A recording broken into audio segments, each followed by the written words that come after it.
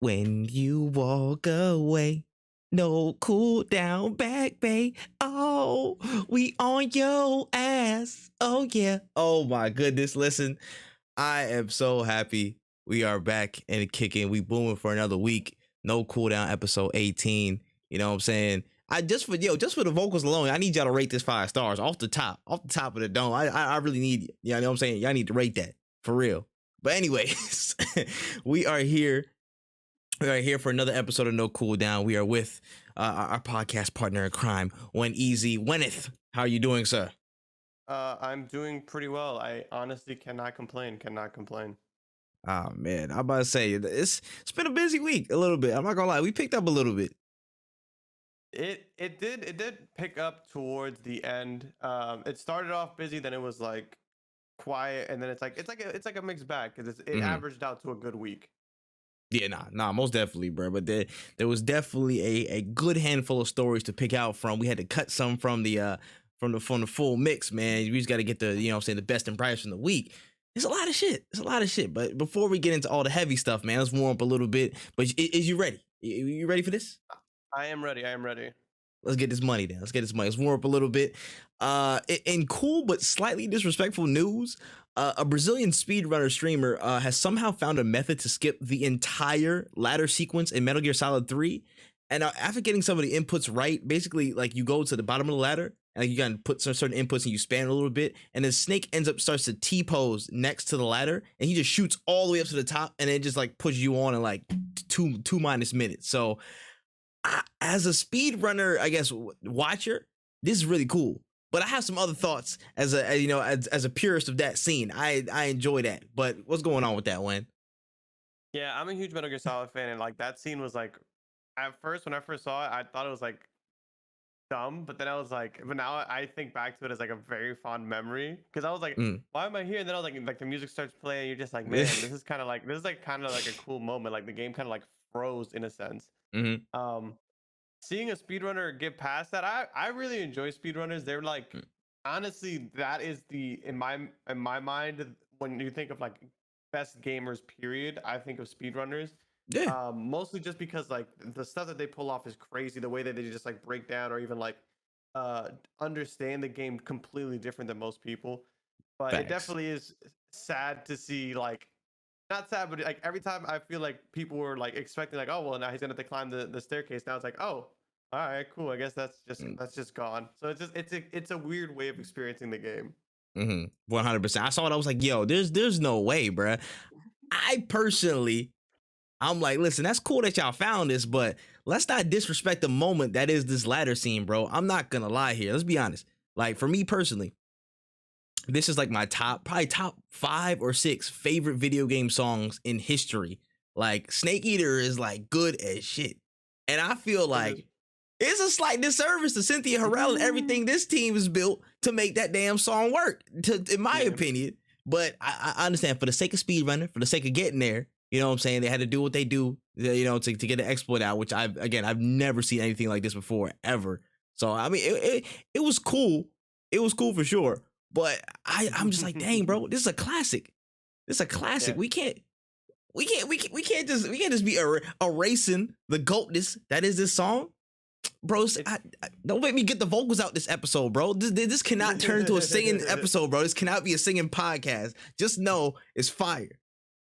It's such a funny moment, because it's also like, I can't even really be mad at the speedrunners either, because the amount of time they put into just one specific game, it's like, if anybody's allowed to skip or just jump over stuff, it's speedrunners, because the amount of time and effort they put into these games and like how much they've played these games, they've probably been playing this game for hours, maybe even years. Perfecting, like finding exploits is pretty insane. Shout outs to speedrunners, man. They're a cut above the rest.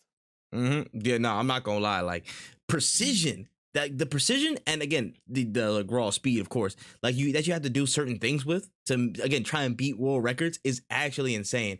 I don't know when it was, but like a couple weeks ago, I just looked at some random I think it was a Batman Arkham City speed run, and I was just like, bro, how the hell did you even like think of getting up to like this spot to avoid this fight, that spot to avoid this fight, getting to this little blind spot so you can shimmy in the map? You know what I'm saying? Get up to this thing. Like, the thought process to even find all this stuff and then perfect it in one run. It's crazy. And again, sometimes things don't go to plan and they just improvise on the spot to still get a faster time. Like, shout out speedrunners, but hey, yo, for this one, I feel a little bit disrespected. That's all I'm saying. That's just me. It's my personal gripe, though.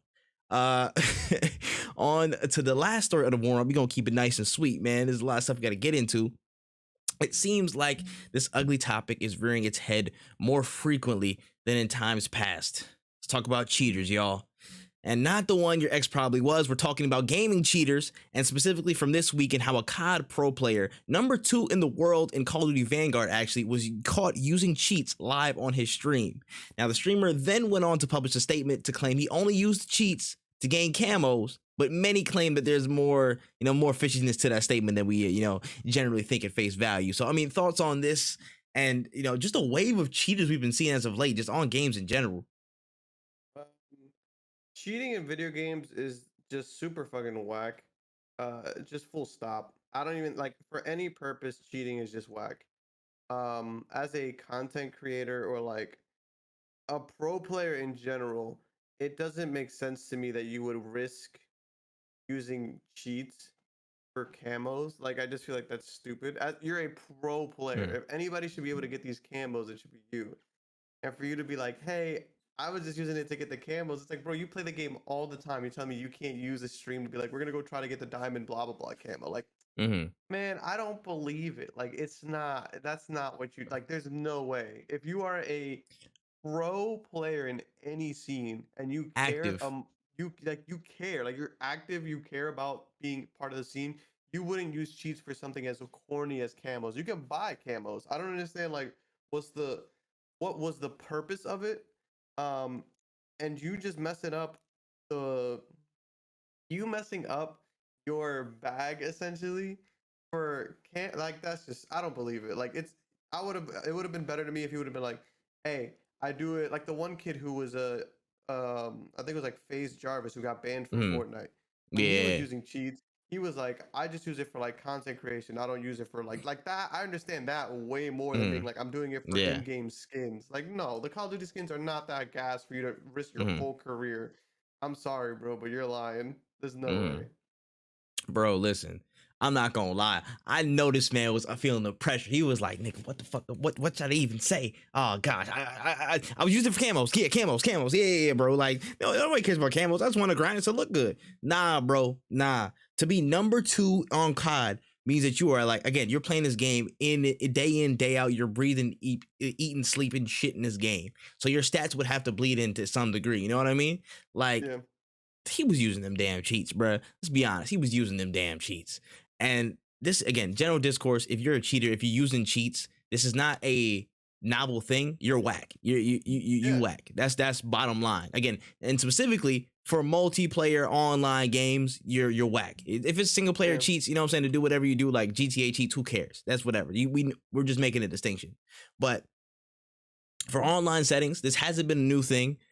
People have been, you know what I'm saying, doing boosting lobbies and using hacks and using certain things on, you know what I'm saying, from way back, from a decade ago and probably even further. You know what I mean? So this isn't a novel thing, but the speed and rate at which is like people are, getting caught with it only tells me that this problem has gotten exponentially worse. Like, people are just y'all lame. And this also plays into last week's conversation when we were talking about hot takes, and you had the one about gamers don't want to be better. Gamers don't want to actually get better. They just want to, beat their opposition. They just want to beat people. And I'm just like, that's another perfect branch off and tie into that. Cause I'm like, yo, y'all don't have enough, again, mental fortitude to just sit down and actually get good at the game. You know what I mean? You would rather go on a website, pay this money right here, you know what I'm saying, get aimbot, you know what I'm saying, for off the rip, than rather train and actually get good at a game. You play every day. And on the stance of like, okay, you're cheating for content creation, I don't buy that either, honestly. If I don't like that type of shit either. I see where you're coming from with that type of argument. I'm like, that's still whack. I'm not validating it. No. That's what you're saying. Believable. Yeah. Even though I wouldn't give a fuck if it's more believable. The fact that you're saying, oh, I'm using cheats for content creation, I'm just like, yo, so that tells me, again, you're not sufficient enough as a, you know what I'm saying? You're not that guy, pal. You're not that guy. If that's the case, outsource your gameplay to somebody else who is that guy, and then go say, hey, yo, this gameplay was by such and such, blah, blah, blah. Go check out their channel. onto the video. You know what I mean? Like there's literally so much, I guess, so many ways around it, but people choose to cheat just to keep their name up and stuff like that. I'm like, bro, who cares? Like honestly, at that point in your, in your content creating career, if you're that big, I feel like people wouldn't care if, you know what I'm saying, you're doing that well or bad or within a certain skill set, blah, blah, blah. It is what it is. So I'm just like, cheats in any format, especially in any online game format, is just stupid as hell. And it violates the game's terms of service. Most likely, if you're using cheats, it's gonna be against some type of code of conduct that the game states. So don't use it. Stop being a bum. If you can't get gameplay, go find somebody that can do it, bro. There's plenty, you know what I'm saying? Like, there's plenty of other people who don't have the craziest gameplay, but they still gonna post it because it's their stuff. I commend them way more than the cheaters who have 50 kill, clear a lobby, 90 kill games and stuff like that. I'm like, bro, stop being a bum ass. Stop being a bum ass motherfucker. Like that's all there is to it, really. Like, and I hope more and more y'all get rooted out. I hope Kai's cheat system would actually work. Ricochet, please, we need you. Please, just we gotta keep getting these boys out of here because they think they the shit, and then they honestly have cheats, and people will bold-faced lie and say, oh yeah, no, I was using different camos, or no, I don't got cheats or whatever, blah blah blah. And again, imagine if these people are getting sloppy. Just imagine how many people are not getting sloppy in the content space. You know what I'm saying? And are covering their asses with cheats, and that we don't know. Yeah, it's really interesting because a lot of people. Well, first things first, and this is just like a rule I have for life. I think that the corniest people in video games in general, outside of like all the horrible things that happen in the space, but like when it comes to video games in general, the two wackest people to be on any team with is a cheater and somebody who leaves the game, or especially if it's a team-based game. Facts. So like if we're playing Overwatch and you just decide to quit halfway through the match because you don't think you're gonna win in a ranked match, you're literally the worst person in the world. Cheaters, way worse than the second, but it's interesting because it's like the amount of harm you kind of do to the space and to yourself. Like there's just no dub really. Like it doesn't make, like you're not winning, so there's no way you should feel good. The only reason I can see people cheating is for content creation, but then there's a bunch of some of the most viral clips that some of these creators go through is when people find out that they're cheating. Because I know in COD, almost the funniest videos that I always look for or share or whatever, the ones that always go viral are this cheater got caught midway through a match and his bullets don't do damage to people. And those are the funniest thing ever. And what's really funny is that creator now got exposed. He went viral. And if you're anybody with a brain, you're probably just not going to watch him because like you just realize that this dude is trash. And there's so many ways of making content. Like you said, you don't even need to play games. You could do like... I watch, I think it's Daltouche, I think his name is, the Apex player. Yeah. And some of his TikToks are him spectating people in the lobby and him commentating over it. And it's funny. And I'm like, this is a great way of like, he probably doesn't want to play another game right now. He probably wants to just chill. So I'm gonna just make fun of these people playing this lobby right here. And it's a good way of like content. Like I could see a lot of people being like, hey, if you're in my community, send me your gameplay. I will comment over it, and like you could do a whole thing. It's like I'm like these ideas are so easy, so simple. Facts. Don't give him too much though. Don't give him too much. I don't want to give him. You need to put it. You need to put it behind that streamer school, bro. You need to put that subscription service on that, bro. Hold on. Easy masterclass. That's facts. Let's go, baby. It's like you guys don't even like sit there and think for like 2 seconds how to be content creators or 2 seconds how to just like. I don't know, man. It just doesn't make sense. Like the first thing you think of is let me throw money at the problem to fix the problem, and then now look at you. You're looking stupid. But hey, and it's facts, and it's double whammy for pro players because they're like, yo, the most likely case is people are coming to your channel because you're a good player. They're coming to your channel because you're one of the best, and it's majority for that reasoning. Now, if you're entertaining or whatever and you have that mix, cool. That means you're probably going to branch out your content beyond, 800 kill gameplay on this map in Vanguard. You know what I mean? But the fact that this guy here, he literally, his whole MO is, I'm one of the best COD players, number 2 in the world on Vanguard, and I'm just playing games. You know what I'm saying? Come check out how I play. And you get caught cheating? That's a bad look any way you slice it, bro. Look. It's a bad look, man. And, good riddance if that's the case, bro. Should have never gone on sites and bought that shit. Tough. It's tough. It is what it is. Man. You made that decision. That ass is on you. All right, man. That is the warm-up. let's get to the main stories of the day, starting with oh, this is gonna be a fun and unnerving conversation as well. So this past weekend was the official celebration of the 20th anniversary of the Kingdom Hearts franchise. I can't stop smiling through this whole statement. And an event was held in Japan to showcase many of the festivities for the occasion. Now, with the timing, of course, a celebratory 20th anniversary trailer was released with a couple of announcements. An update on Kingdom Hearts Dark Road, which is a mobile game. Kingdom Hearts Missing Link, which is a brand new mobile VR Pokemon Go style game with co-op capabilities, like a gacha game. It looks actually pretty interesting. And out of thin air, Kingdom Hearts 4 just drops a trailer at the end of this video. So this marks the beginning of a new story arc for Kingdom Hearts 4 called The Lost Master Saga, with an older Sora waking up in the middle of a new world called Quadratum that looks heavily based on real life and a combo of different Japanese cities / locales / Final Fantasy franchise. Like it's a weird mix. And we got some shots of Sora in action looking really beautiful in a UE4 in-engine trailer with a hint of Donald and Goofy at the end. And we are back on the way towards a new Kingdom Hearts mainline title. So there's a lot of shit to break down. I'm not gonna lie to you. There's a lot of shit, but I want to stay at the highest level. Let's get the bird's eye view. Let's get your thoughts on what we're thinking about Kingdom Hearts 4 and the drop and the release. What's going on with you, Wen? So how do I say this? Phone games, cool, I guess. Mobile players are probably really excited. Will I download it? Maybe. I did play X Union, or I hope I'm saying it correctly. Yeah, Kingdom Hearts Key Union, whatever. Union Cross, or Union Cross. So I did play that. And I got pretty far into it, but then like I realized I wasn't reading. So then like I was like, you just lost. You just playing missions now. Yeah, I was like, I'd rather just watch a YouTube video or whatever. Facts. But for the people who are playing, because it was a pretty fun game. Shout out to y'all. Y'all got get more content, and it's been what since like 5 years in the making, that game. It feels like it's been Union. I feel like it Union like Cross been out. Or something like that. Yeah, I feel like it was like 4 or 5 years ago. Yes. Shout outs to them. New mobile game, sure. Am I gonna go outside with my phone again? No, this isn't the Pokemon Go era anymore. Oh yeah, I will give in general. I'm about to say, hold on, wait, 2 things. One, Kingdom Hearts Union Cross came out in September 3rd, 2015, so it's even longer than that. Yeah, that's been a long ass time. Yeah, 7 years, which is wild.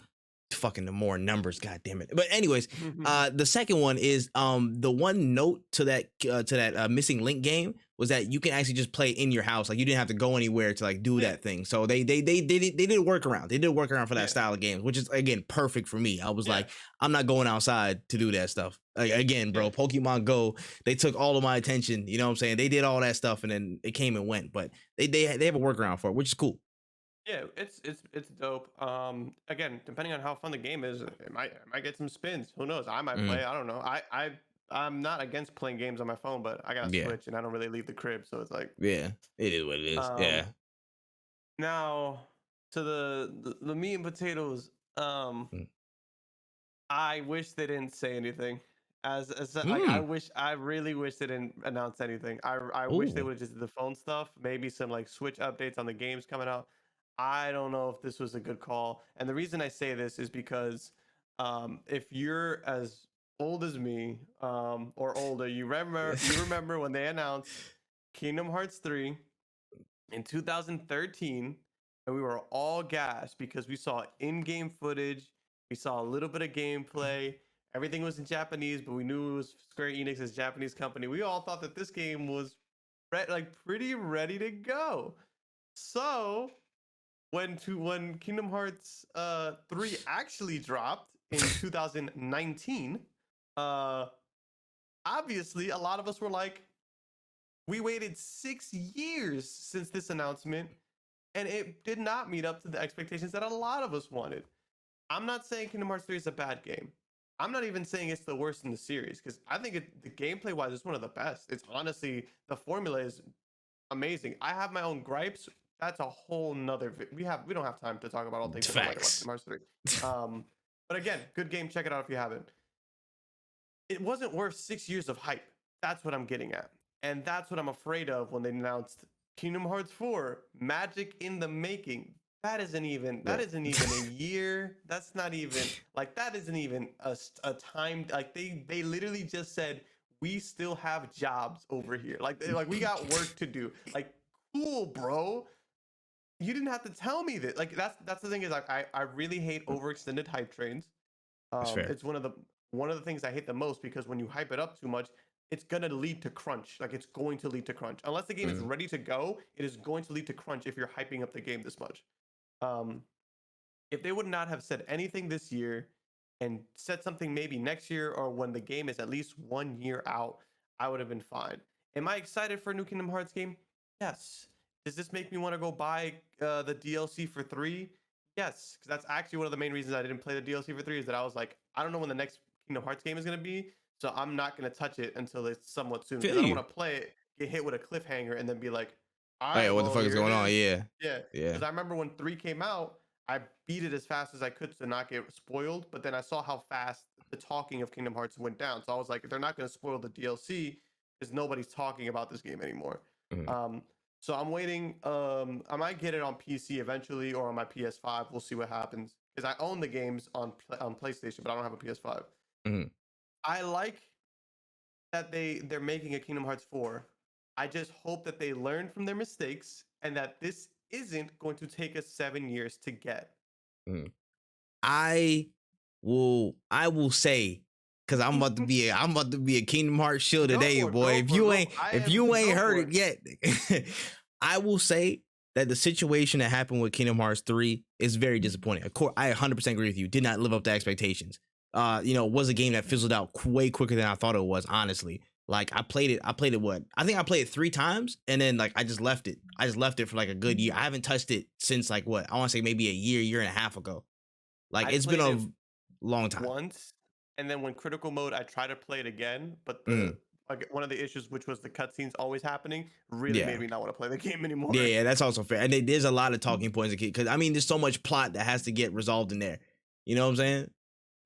Again, different, but it's different video. But yeah, I feel like the case of Kingdom Hearts 3's development cycle was really, really rough in the sense that, okay, teams just got split for Final Fantasy 15 or Final Fantasy Versus 13 being remade into Final Fantasy 15 and then working on Kingdom Hearts 3. So the teams got split. There was different focuses. Nomura went to one way. The Osaka team went to this way and Taiyasu was working on that stuff.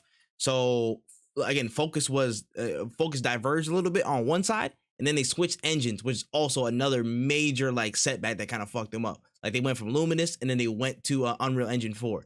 So that I feel like that was again 2 of the biggest reasons why that setup was 6 years. Now it's completely their fault that they announced it then, and then they had to go through the things that they did. I'm not saying they should get a pass for their advertisement cycle or their marketing cycle because it's an L in and of itself. You know what I mean? I'm like, that's tough, bro. Like, it's my favorite series of all time. Again, Kingdom Hearts 3 is one of my favorite games of all time, probably because of, again, just how it connects to all the, lore and stuff like that and all that stuff. But there was an L there, 100%. I feel like it's different now because it's a little bit more focused on this, at least from my perspective. I see there might be a little bit more focus. There's only probably 3 major projects that are going in the line. And I feel like in order of sequence that is being worked on is the next Dragon Quest, Final Fantasy 16, and then Kingdom Hearts 4. It's literally these 4. Now, with the announcement, I'm not mad that they dropped it now. Could I have waited? 100%. I could have waited another 8 months to a year to hear something from Kingdom Hearts 4, the next mainline title. But I feel like I still would take this because I feel like they would be in a better spot now that they have been from the last cycle, because they are well into UE4. They have been partnering with Epic over Unreal stuff. Unreal Engine 5 is out, so they have a lot of support on that side. And I feel like the major question mark, which is, okay, what's their development state? How comfortable with in-game engines in that development process? It's settled. The ship has settled on that front. Now they're just developing the game and making stuff work from that point. I personally feel like it's going to be still like a good three years out, maybe. It could be less. It could be more. I don't know.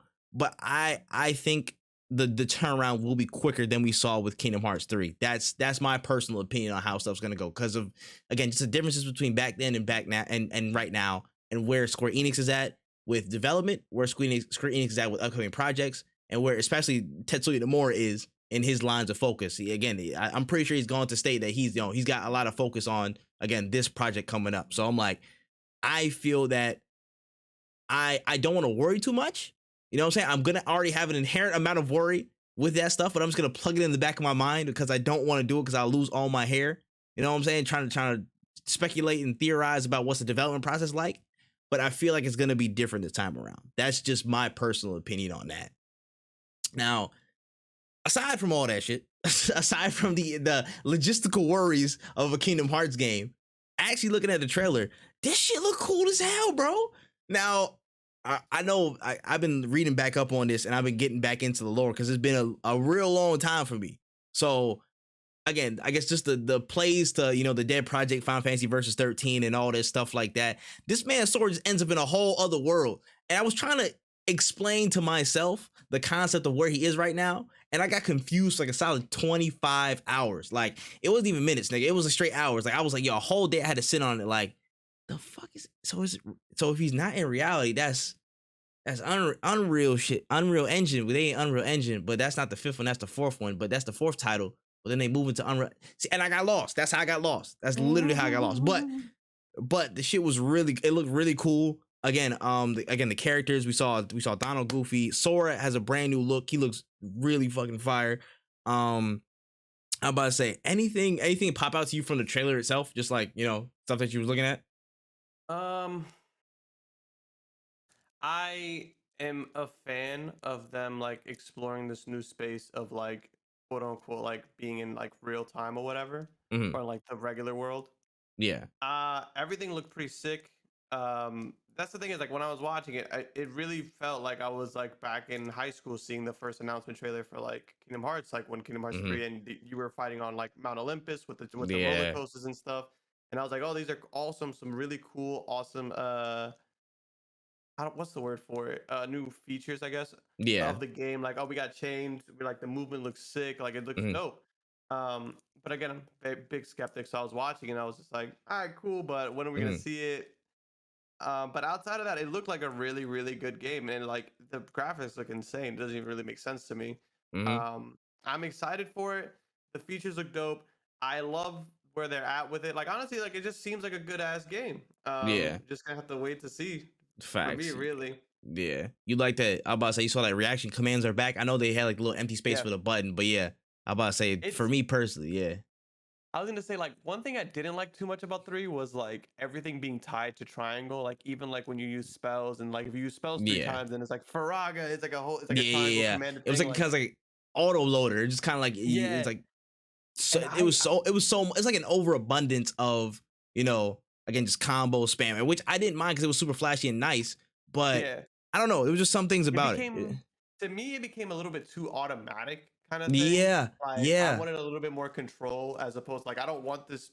I want to use like the Faraga or like the Blizzaro or whatever, Hmm. but I don't want to use it right now. But I have a time limit and I have to press Yeah. triangle. And Like get it out.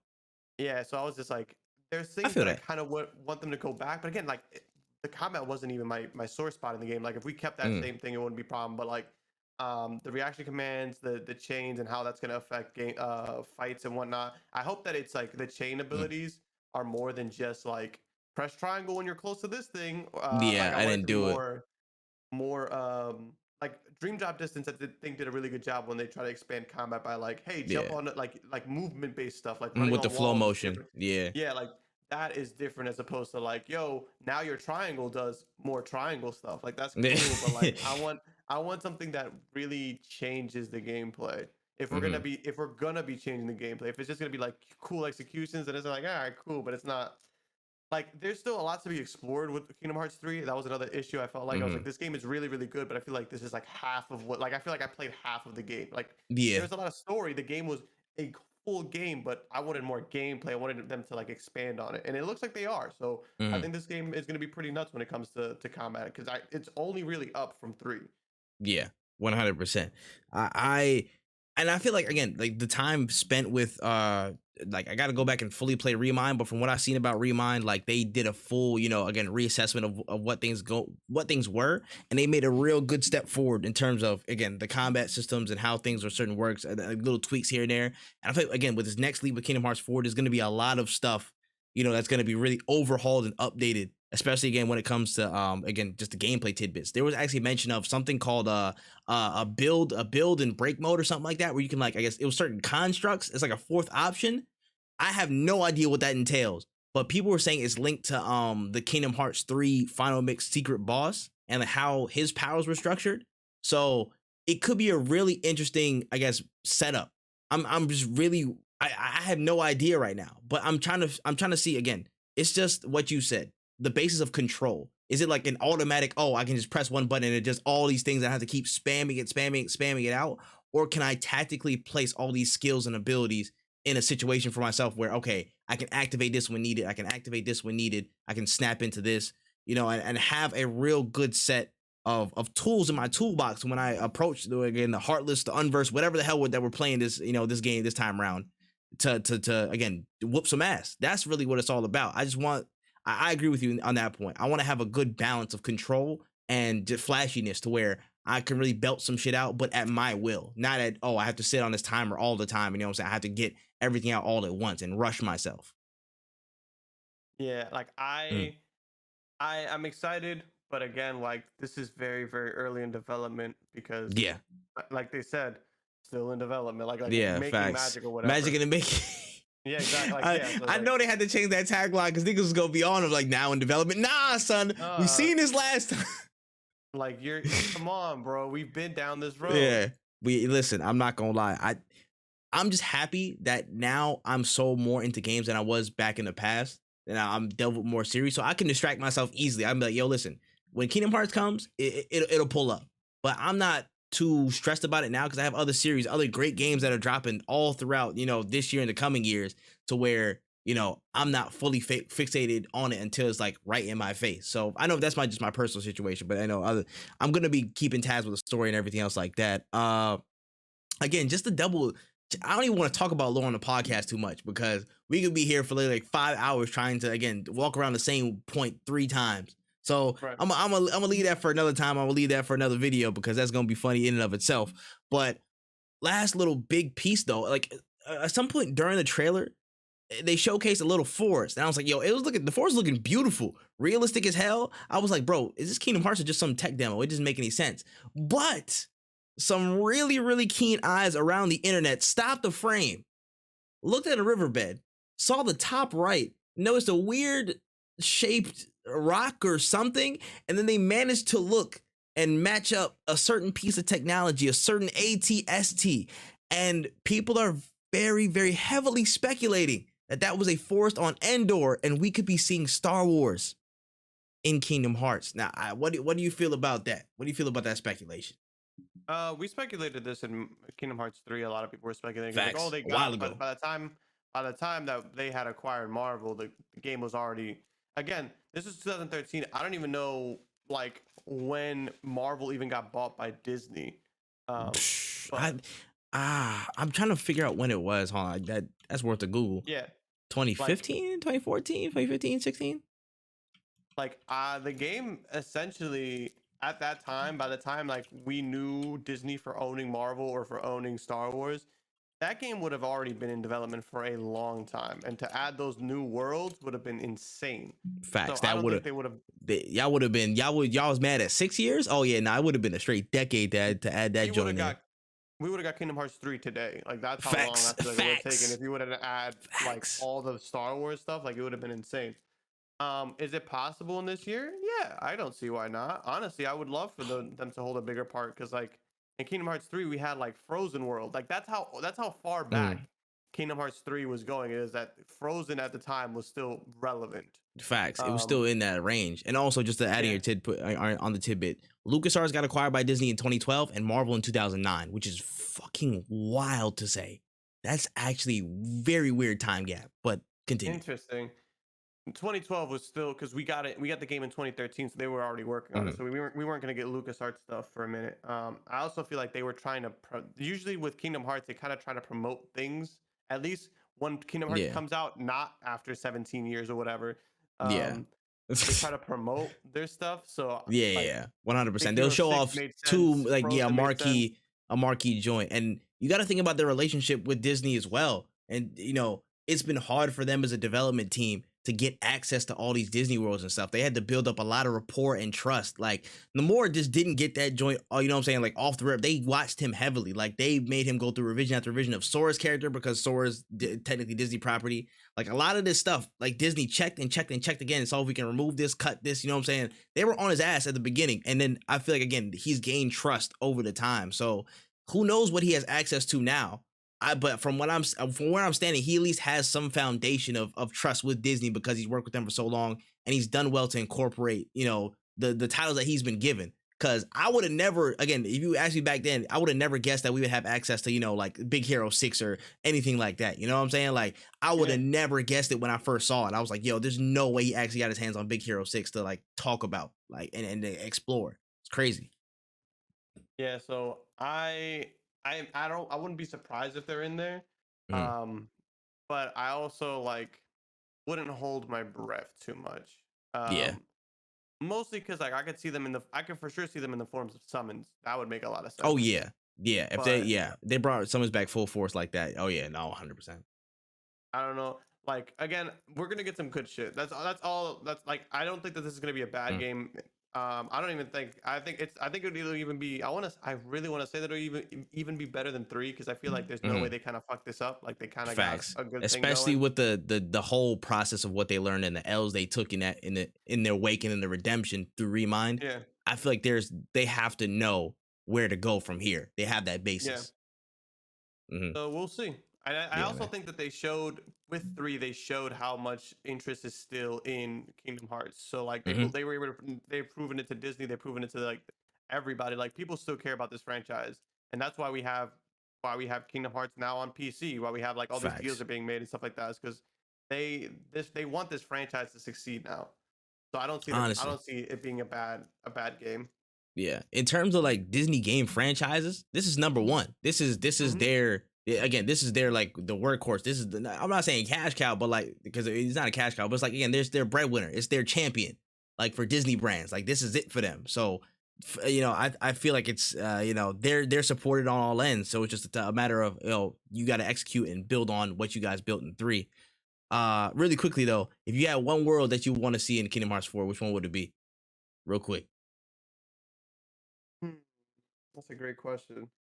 You go first because there's a Mm. lot. Yeah, this is tough, bro. This is actually tough, but I would say this off the rip. Coco, the Coco world, that joint, I'm pretty sure that's That would Disney, be right? cool.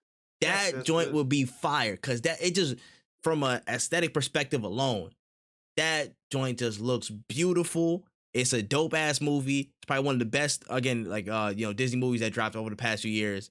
Again, the aesthetics are great. It probably a lot of great boss inclusions. It seems really easy to translate into something that would be like dope, and just the concept of death, which seems to be a really big theme in Kingdom Hearts 4. Like just Yes. again, like how Sora ends up in that world and how they're connected through death or some certain condition to get to Quadratum.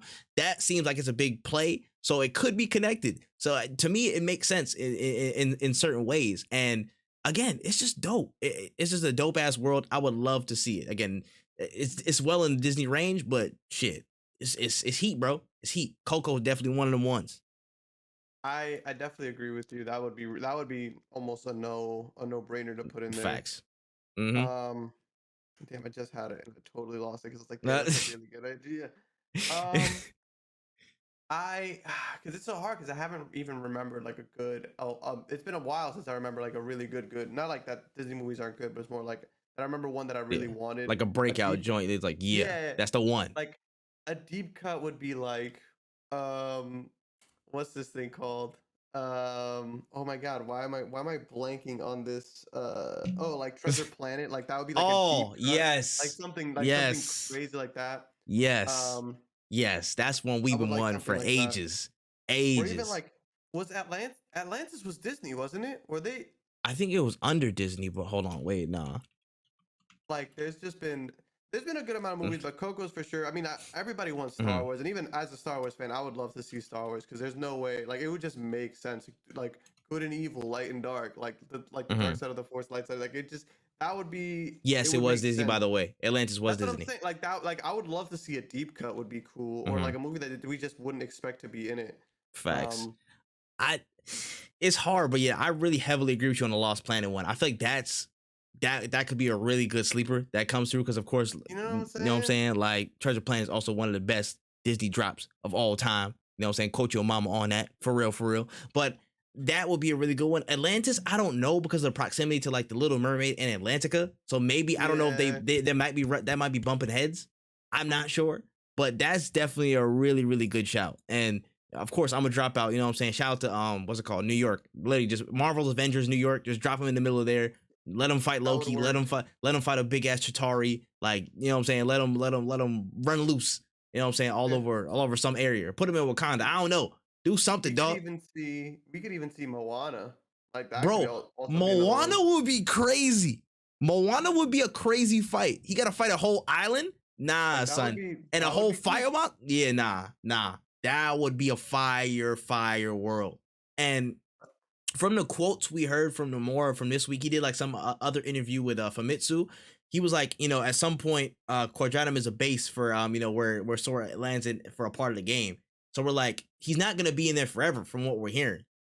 People are Yeah. speculating that he's not gonna be in that. He's not gonna be on that side forever, so he can jump back to the Disney side where he originally was from. So maybe we'll see new worlds connected after he jumps back, or you know, we have a lot of open seasons, so there could be new Yeah. worlds on the Quadratum side with maybe more real world stuff like the Star Wars and maybe a Marvel's game or something like that. And then there's also again the Disney worlds that we can get connected back to on this side, like a Coco or a Moana. So I mean, listen, we got a lot of room to run. For me, Yeah. I'm not gonna stress too much about what could be. I'm just gonna like let it happen at the end of the day because I learned my lesson from Kingdom Hearts 3. But given my inner child is very happy and very excited that you know it got announced and it's actually a thing because I mean in my eyes I was like, yo, Kingdom Hearts 3 is there and like that saga's done. Like I'm probably not gonna hear for another decade probably. I kind of just dismissed it in my head, but it's alive. It's a thing. I was in the backflip and broke my neck when I heard about it, and honestly, can't wait to see what comes next from it. For real. Yeah. All right. Had to keep you there. You know, I could have went in story. I could have kept you here for 3 hours, but it's fine. We got a show to do, man. We got to keep it moving. But all right, let's move on to the next story of the day. So this week we got to look at a new game coming from Asper and Beamdog entitled Myth Force, which is an 80s style 4-player online co-op first-person roguelite experience. Again, drawing heavily on the themes of 80s cartoons. This game is looking to keep players hooked with 4 classes of players and constantly changing dungeons to spice up the fun. So this came through the middle of the week, and this is like a really actually like a dope ass trailer. Like they had like, you know, the old TV set, like Saturday morning cartoons, like, you know, really in the elk of like a, you know, He-Man, Voltron type of style. What do you think about this one? I love the aesthetic is cool. I'm really excited. 4-player co-op, always fun. It seems to give like Dungeons and Dragons type vibes, which is cool. I feel like we haven't had a good co-op Dungeons and Dragons game, and yes, I know that there is a co-op Dungeons and Dragons game. It's not good though, so we're not talking about that one. Roguelike, and I'm assuming procedurally generated dungeons sounds like fun. Like it just sounds like a good like indie Borderlands experience where it's just like we use our abilities and our weapons to progress through this world. Like it just sounds like a lot of fun, and I'm excited for it. I think if it's a Game Pass game, for sure giving it a try. Oh If yeah. I can get a code, for sure giving it a try. It looks like a fun game. I'm definitely happy. It's around that time now where we're gonna start seeing a lot of like smaller games pop up because it's the time where we're gonna get game announcements, but we're not gonna get games right away. So people are gonna try to make their way in this space as of right now. Like they need this up until like I want to say August. I don't expect to see too much from big major releases outside of like Nintendo because they work on their own schedule. Yeah, 100%. And to me, that's fine because if we have experiences like this that are really like getting novel and out there and branching out in terms of what we're looking at, I don't mind it. I'm 100% for this. Again, in the elk of like again these 80s cartoons, I really love his art style. I really like enjoy the look of it But it just feels like, again, fun. Like, it doesn't take itself too seriously. It's real, again, like 80s, like, it's not, too hokey, but it's like, real, like, what I'm saying? Like, man, for it, like you gotta Yeah, be a no, part for of it. sure. You know what I mean? Like, it seems really, really fun from the premise and from the motifs of it. It looks really dope. Now, it's just the thing that really draws me in is the 4-player co-op aspect, of course, because I'm thinking of like Power Stone. I'm thinking of I'm thinking like the games like Nicktoons Unite and stuff like that. Like, just again, just a 4-player co-op experience that really like locks you in. And just, if you can really bring that type of, again, game style back in a really novel and fun way, if it's procedurally generated, keep those levels coming through, I think you have a really, really fun game in your hands. It could be a dark horse in a year. Honestly, it could be a really like noticeable game that people play and get and tap into. And yeah, it just seems really, really fun. And it looks like it comes from a real place of interest and love. So I like it. I'm a 90s baby, but I like the 80s concept. You know what I'm saying? I got to study up on that shit. You know what I'm saying? But it looks really, really cool. It really does. I think so too. I am excited to see what comes of it. Mm-hmm. Hey, yo, Asper, you know what I'm saying? Holla at us, Beam Dog, holla at us, man. We trying to For see what's sure. going on. You know what I'm saying? For I'm sure. a young boy / old head, so we can make this work. We can make this work. All right, time to you know what I'm saying, break out the tinfoil hats for a quick second. Just wanted to speculate a little bit. So the Nintendo rumor mill has been working overtime these past few days, as that's the only kernel of novel news since Switch fans are getting nothing at the moment. According to a couple of sources, there have been some job listings popping back up on the internet from Bandai Namco requesting art panelists, visual artists, and a 3D background artist, with postings containing a mention of a collaboration with Nintendo. Now, we're thinking, it's saying a lot about a remaster. I think it's a game that had collaboration between Bandai Namco and Nintendo in the past. A lot of people are pointing towards one culprit, but I mean, to your opinion, what do you think it might be? It could be. I feel like it's gonna be a remaster. Mhm. At this point, I can't really think of a Namco game that they're trying to push for on Switch. So with the remaster in mind, might be Dragon Ball Z related because that's like their Mhm. favorite go-to. It would be sick if they did like a Budokai Tenkaichi remaster or something like that, like Bro. something nuts. But I feel like it's gonna be something Pac-Man related because I haven't heard about Pac-Man in a minute, so I feel like it's gonna Mm. be Pac-Man related. If it's not, sick, Bro, but please do not let it be Pac-Man related. Oh it my might be gosh. Pac-Man related. It might Love not. that Please, Pac-Man. dear God. Let's not do it. But aside from Pac-Man World 2, because Pac-Man World 2 is actually pretty dope. But that's beside the point. A lot of people have been saying number one would probably be Kid Icarus Uprising. They would probably bring that joint back around. And the second one I've heard is Star Fox Assault that was on the GameCube. So I mean, I'll two say that. two two notable Don't bring that joints. game up. Two Don't bring that notable game up. joints. He Don't said give me no hope. assault. Don't give me hope. That would That's only be a smart idea, and I don't think that, that's what they want to do. Don't how you fucking how play you feel games. about both of them then? Let's talk about it, bruh. Fucking Star Fox Assault was the best Star Fox game that ever came out. Period. It was amazing from beginning to end. Um, fucking multiplayer was awesome. The story was awesome. Like that game was a good GameCube game. We have yet to see it. If they remaster it, I'd buy it day one. If they're remaking it, but like good, like a good Mhm. remake, I'd buy it still. Like that would be a great. Like I would love to bring Star Fox back because they all we got from Star Fox was a Ubisoft licensed game that was Facts. like, oh, we're making a game about space exploration, and they were like, that's not gonna sell. So then they talked to Nintendo, like, can we use Mm. Star Fox? And they're like, only if you play Star Fox on the Switch. And they're like, fuck it, Yeah. yeah, sure, why not? And then they had fucking those Skylander figures that I really thought we were gonna move away from in 20 whatever. Like I thought we were done with buying N- figures to play games, nope. but fuck Yeah, us, I the guess. amiibos will never die, baby. Amiibos are the only things that I fucks with. Everything else, like I don't want. If you're gonna give me a statue of an R-wing, like the Star Fox ship, don't give me the Ubisoft fucking version of it. Give me the regular shit. I don't want that. Like I don't want this American ass ship. Get away from me. Um, I really Oh hate shoot, figures bro. in games. I think it's such a waste of space. But I also don't have a lot of space. Oh I don't know. shoot. Maybe when I move out, I'm gonna be a big fucking fan of amiibos. But Oh yeah, man. we haven't had a good Star Fox game in ages. So Star Fox Hmm. Assault would be insane. But I'm not gonna hold my breath. Yeah. I feel like I'll see Kingdom Hearts 5 before I see fucking Star Fox Dang. Assault. It's bold, man. But yeah, I think it could be, it could be Kid Icarus Uprising. That's what a lot of people are talking towards. Again, a likely one, but a really dope one would be Star Fox Assault. But I got my money on Wario World, dog. Let's get Wario World Wario going, World? man. Wario Did, World, bruh. did Come on Bandai now. Namco make that? That's nuts. I'm like halfway sure. I remember I seen people mentioning it. I'm like, yo, they did that. I'm about to say they did help with didn't they help with that? That would be sick. That would be sick. If that's I one, actually enjoy the Wario games. if that's one of them ones, bro, let it be so.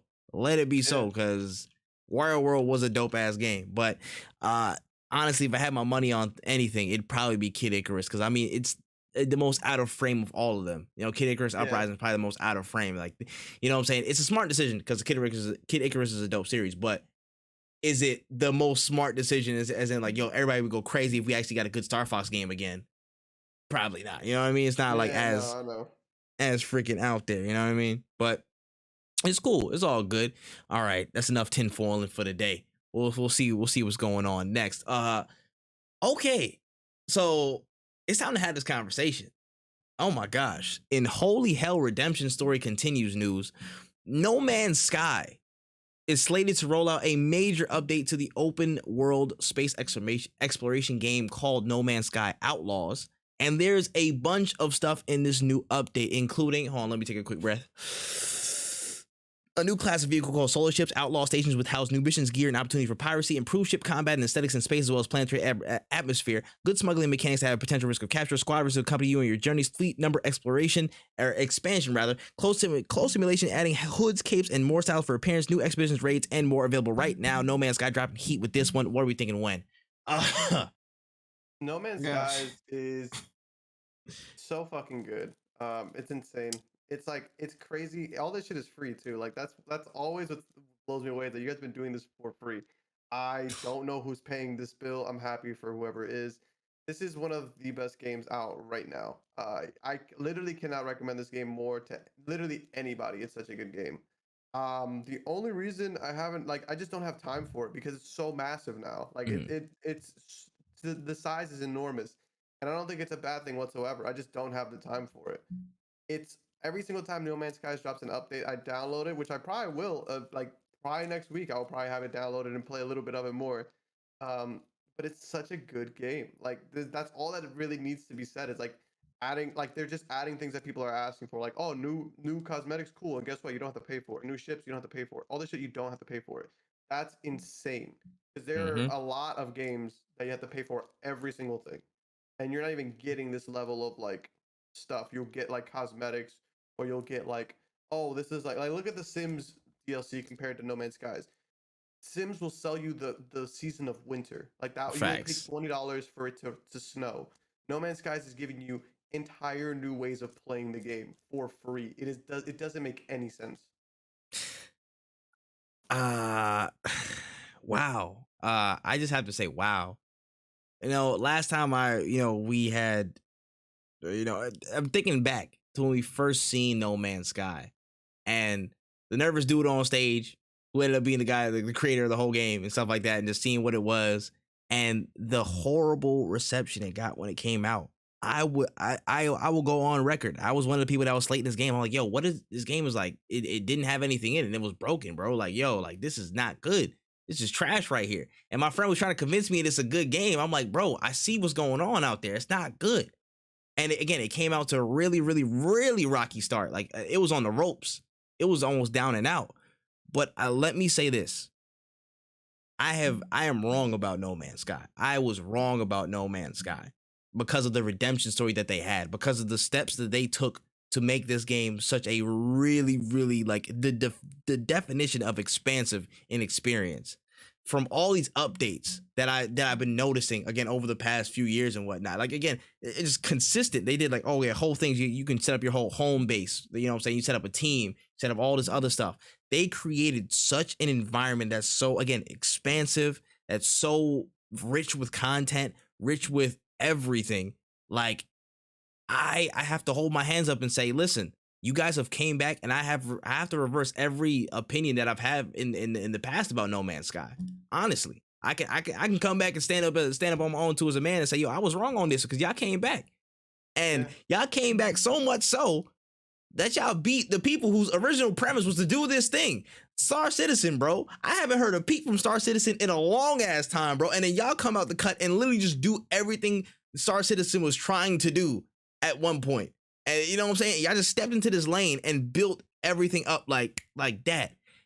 I have nothing but plaudits for the No Man's Sky team. This is one of those comeback stories, and it kind of prompted me to have actually an idea to think about, like, yo, like, what are those great comeback stories that we see in gaming? Because a lot of the times we see all the hype gets too great for a franchise, you know what I'm saying, like a Kingdom Hearts 3 or whatever, and then they let the fans down, or they let expectations and they fail.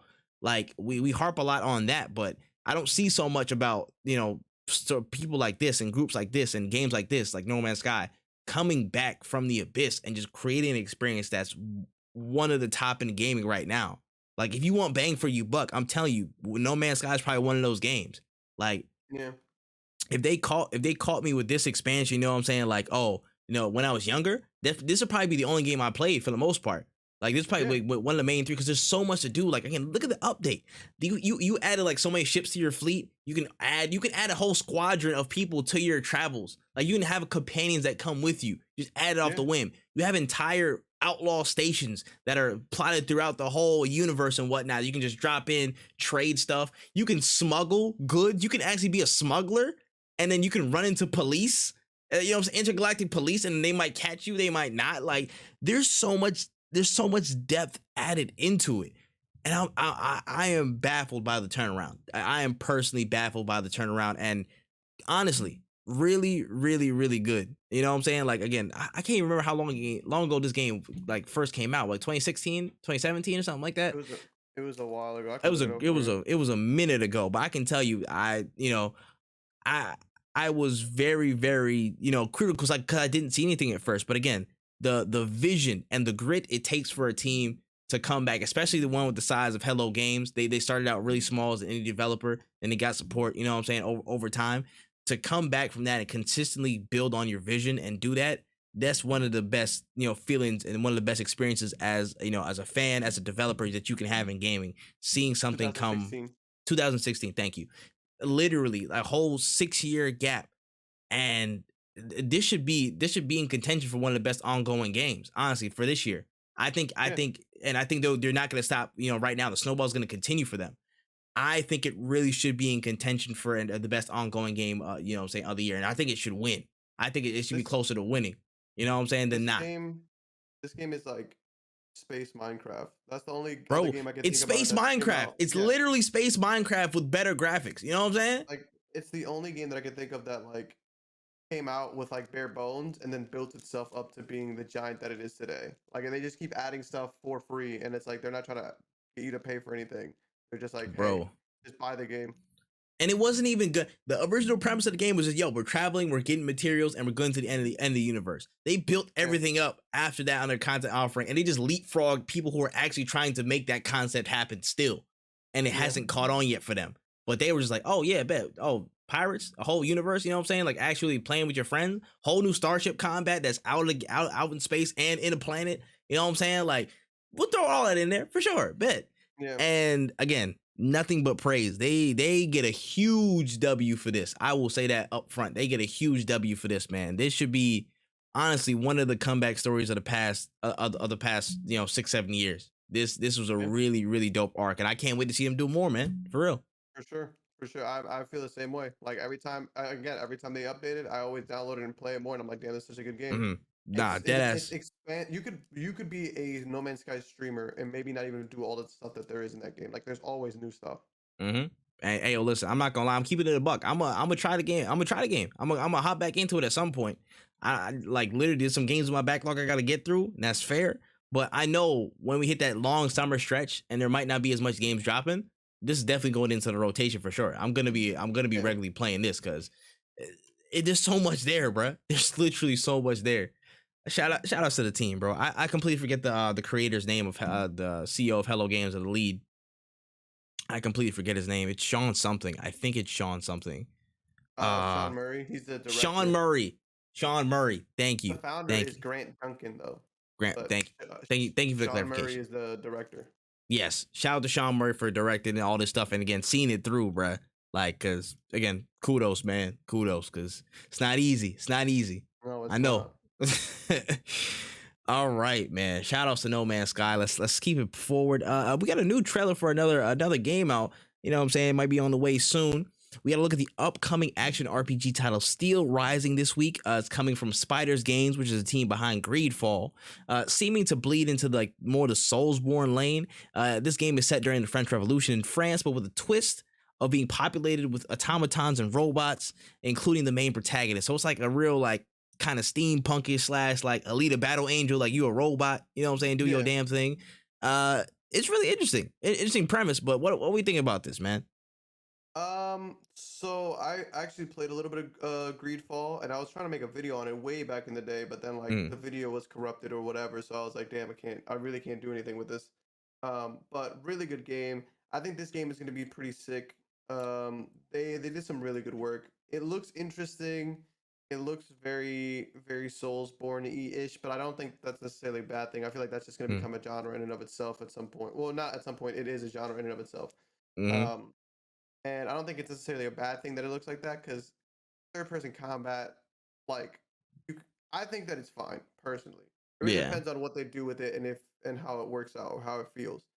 But it doesn't look bad. The fact that like I think you're a robot is really interesting, because you have so many options to do what you want with the character. So I am excited because Greedfall was a crazy. It got really critically. It was really good. I'm surprised Greedfall didn't blow up as much as I felt like it should have. Because it felt like if you took Fable and made a different company made it, even though it's not at all like Fable, but it's like the same premise of like that time space with like magic and stuff. Like I thought it was it was a good game, and I'm definitely jumping back into Greedfall. I have it downloaded, but shout out to them, man. I'm happy to see more games being made. This game looks pretty sick. Yeah. Hey, listen, I don't have any problem with this necessarily. I'm just like, how can you start to make those tweaks and make those against adjustments to your gameplay offering that makes you stand out from a Soulsborne type of game like a Necromancer or a Technomancer or again or a Greedfall or something like that in that elk. So you're automatically going to get judged to the standard, of course. But how are you Yeah. going to find a way to make that happen? Again, the automaton concept and like them being, robots in that in a ancient time period. Well, not ancient, but a time period in the past looks really interesting. Again, French Revolution concept looked pretty cool. From the trailer, it looked like there was some again frame rate issues. So I was like, you guys got to kind of lock in and rein it back there. But from the sense of it, it looks really cool. Honestly, like I didn't have any gripes with it necessarily. I'm probably not gonna play this off rip, but if it looked good when it comes out, I might actually, maybe give it a shot. Right. It could be an easier intro into those types of games than Elden Ring is, because I'm definitely not playing that joint. You know what I'm saying? You already know the policy. We still going strong, baby. But I again, from what it looks like, it seems like it's pretty solid so far. So you know what? Steel Rising, we guys keep an eye out, like a squinty eye for me, a squinty side eye for me.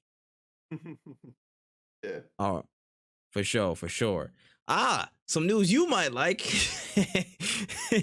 It seems that the ball is trying to roll again for the Overwatch team, as another origin trailer has released for a new character named Sojourn. Now, there was some linked gameplay. It seems like she's a soldier with cybernetic abilities. A lot of different stuff in the gamut. But how you feeling about this, man? They finally got a new character trailer. It might be in the back, coming back through. What's going on? So they announced Sojourn when they announced the game a while back. Seeing they've even published, I believe, a overview trailer, so it kind of felt more real. Watching it, I felt like how do I say it? Watching it, I felt like I was watching Overwatch, a new character on Overwatch 1 when I was still playing Overwatch. Like it was a great experience. I was like, Like oh man, nostalgic? yeah, in a sense, like it's changing the game. Like, oh, how am I gonna play against this, that, and the third? But then when the trailer ended, I kind of like snapped back into reality. Like, it's like seeing your ex for the first time, and you're like, for the first time in a while, you're like, oh man, I remember all the good times. But then I'm like, I also remember why I'm no longer with this person anymore. So it's like it's interesting. They released an overview trailer for her, but I wish they would have released an overview trailer for the game. Now, again, I'm not tapped into Overwatch. I kind of avoid it at this point. Not in the sense of like Overwatch, no, but like I don't look for it. So like maybe they do have more videos on like what the game is going to be, but the entire game's going to be Yeah. different. So an overview trailer for a character, it doesn't really fit the same to me because I'm like, well, there's going to be a whole new game. The game's going to be completely different. So Mhm. I care more about when the beta's dropping than when the character is, Yeah. or what the character does because I want to play the game. Nah, I definitely feel that. I feel that, bro. Me, you already know my stance. I'm not playing Overwatch, bro. I ain't played it since the first beta and the first like couple weeks of the game, bro. I don't play that shit like that. But I mean, again, we got another black queen in the game. She looked cool. She had like a rail gun, like a real railgun alt, which looked actually like pretty dope. I don't know how that messes with the meta or anything like that. But she looked pretty cool. And if Overwatch 2 actually drops, maybe she'd be an interesting character to see if people play her, man. We'll see. The game drops. Yeah, exactly. That's the caveat. If that joint actually drops, but if it actually drops, all right, let's keep it moving. We grooving through some of these, man. So, on the business side of gaming news, longtime game developer Vicarious Visions has now been snapped up and acquired by Blizzard, making the merger complete as of this week. Now, this seems to be a full transition for Vicarious Visions to be a support character for the major developments within Activision Blizzard and by extension, Microsoft. So, I mean, thoughts on this? Vicarious Vision's been a long time developer since like the late 90s. Developed some really, really cool series now under Blizzard, which is now under Microsoft. So, what are we thinking about this, man? What's the move? Why is Blizzard buying things? They just Are they allowed to buy things after they just got bought? Like I feel like does it matter? I mean, I'm not sure. I think they still have to do that final vote thing, which is like, okay, we got to make sure it's confirmed that we allow this to happen to vote for Microsoft acquisition. But I'm pretty sure at this point it's like, formalities. I mean, like, sure, I guess. I just don't know what the end goal is for Blizzard anymore. Like the company that it once was isn't the company that we have now. Salvage their stock price. That's what they get. That's what they damn end goal is. Like I don't know. I don't even know what they're doing it for. So like, sure, cool, I guess. This is like it's like I guess like that's how I feel about it. It's just like sure. Yeah. It's like it is what it is thing. But my personal, I guess, request, if there ever was one or whatever, I know it's coming from the deluded mind of a gamer, so leave me alone. If we can somehow get Microsoft to again, like kind of snap up and look, what I'm saying? What does Vicarious Visions got, man? Vicarious Visions, man. Like what do they even have? If you could somehow get some competition to the upcoming Skate 4 or something like that, or maybe after Skate 4, drop another Tony Hawk game, because I think y'all still got some type of jurisdiction in that area. Give me like an actual, like, don't give me no Tony Hawk Pro Skater 1 and 2 remake, because that was not good. You know what I'm saying? Actually, no, wait. 1 and 2 was all right. Pro Skater 5 was trash. Don't give me that. Don't give me that. Well, the newest one wasn't bad, I heard. The 5? Pro Skater 5? No. The newest remake. The remake of 1 and 2? Yeah, the 1 and 2 was actually, it was a good remake. Yeah, that's what I'm saying. I had to correct myself. The 1 and 2 remake was actually okay. It was actually pretty solid. 5 was not. But if y'all could actually, go back to the drawing board, come, put some stuff together, put this and this together, you know what I'm saying? Put it in the cup, mix it up 3 times, and make either a remake or a new iteration of a Tony Hawk Underground, I wouldn't be mad. I would not be mad. Again, you could have a new, get a cast of characters together. There's a whole bunch of new skaters that's out in the world right now. You know what I'm saying? There's a whole new, lane. You could even get, Bam Margera if he's still out there, somehow surviving on what? Because he, whatever. I don't even want to get into the logistics of that. But you could get, that type of zany ass experience. If you can get that type of campaign and put it in a Tony Hawk game for the new generation, that'd be a really dope inclusion. So I honestly think there's a couple franchises in Vicarious Visions lineup that are actually really, really cool that they could, tap back into. I think the first of which would obviously be, what's it called? It'd be Tony Hawk, especially Thug. But, thinking about other games, I mean, like, I don't know if they probably still do not have any jurisdiction over anything Marvel because they did Ultimate Alliance, so they do not have that anymore. I know for sure. But yeah, actually, upon second thought, yeah, now all y'all really got is freaking Tony Hawk, bro. I just need y'all to do that and make that happen. Everything else got taken off y'all. That's crazy, bro. Jet Set Radio, somebody else. Nah. Dead ass. Just focus on Thug, try and remake it or make a new iteration and ride out in the sunset, be support role. That's that. You know what I'm saying? Do y'all thing. Be a support main. That's y'all life. It's all good. Shoot. All right. That's all I got on that. Let's slide into a little bit more meat and potatoes of the pod, man. All right. So a couple of days ago, the world got a little bit sadder as the Gundam Evolution closed network test officially closed out. Now, the hero shooter game dipped into the Gundam universe and has made a lot of waves over the past week, and it's looking to be a really interesting content offering in its full release. So, I know you've had a chance to get your hands on Gundam Evolution. I have as well, as part of the closed network test. Got some gameplay, got some hours in, and really like looked at it. How do you feel about the game? I think that the game is actually pretty insane. It's really, really, really good. I actually today was like wanting to play, but I was like, damn, I can't because it's not out. Yeah, it was now. Yeah, I need the game to come out soon because it's just really good. Like I just can't think of any way of like any other way of saying it. It's like a fun Overwatch. It's like literally reminded me of the days of playing Overwatch and be like, wow, this is fun. But like every character I played was like fun to play. There were no characters that I was playing that I was like, I don't really like playing this, but I have to play it. Like every character had their purpose, but they also had fun mechanics about them. So mm-hmm. I honestly cannot wait for this game. The only issues that I really have is when the game will come out and what this free to play game is gonna be. Like what's the free to play parts of it? Yeah.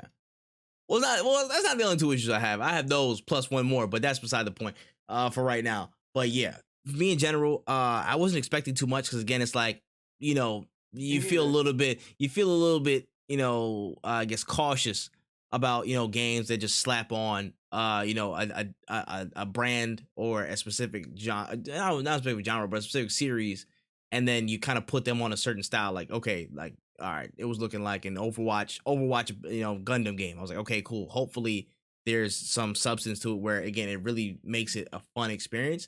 And I got that off the rip, man. Once I figured out my controls and actually got it popping, like there's so much variety in the classes. And I think that was one of the things that really impressed me out the gate. They came with so much variety in who you could play as. Again, I found a lot of dope ass stuff. I immediately eyed the sniper. I don't usually play as a sniper in games, but I really like that sniper class. The shield class, what was it, Lava Toast, which was like the tankish type one. Like there was so many different, like, again, classes to tap into and try and master. Like, again, the mechanics seemed really, really cool. The gameplay was actually really, really smooth. Again, looked dope. Play like butter, controller support, you know what I'm saying, like PC support. Like there was so much good stuff happening in there. Like I was very, very thoroughly impressed by how the gameplay came out. A little bit of confusion over, like, again, some of the objective things. And so in terms of domination, that mode is like, okay, only one flag opens up. So it took a little bit to get adjusted to the rules, because I was like, damn, I'm thinking COD, like just go cap a flag and go. But it's only that one flag opens for a certain time. So that was cool. That was, that was there. Changes, a little bit of changes to the map design and map flow, because I feel like in some maps it took a long time to get engaged with people, or at least get into those real action areas. So I know, like, I forgot what map it was, but it was like, it's like you gotta like walk through this hallway to get to this open space, and you float over there, and you somehow end up in the open air, and then you fight people. You know what I mean? That seemed a little bit too long. Maybe either if you adjust the spawn point, or you can just make the map a little bit more tighter in a sense. That helps, again, get engagements going further and further, and then again ticks the respawns up and allows you to get into the fight faster. I think that would be a really welcome change, just to, again, keep the fun of the flow and keep consistency with, if you're seeing enemies or not, if you're on this side and that side. Yeah, that's definitely cool. And Barbatos, y'all, Barbatos, y'all need to nerf that Nick, bro. Y'all need to nerf him. Y'all need to pull him back. Dark Side Superman meme with the cape. Just hold him back real quick. Where are you going? I need you to rein him in and nerf his ass, because that boy is a problem. That boy is a problem. Gundam Barbatos is an official problem, because I saw too much of that damn man. The L2, the stun shot, the stun spike thing. Oh my goodness gracious. You know how many times I got a rock bite and I was like, yo, that's instant death. I'm not going anywhere. That's it. That's a wrap for me. Like, that was a wild character. There was only, and it was like probably one of the only standouts in terms of brokenness. You know what I'm saying? In terms of the entire lineup.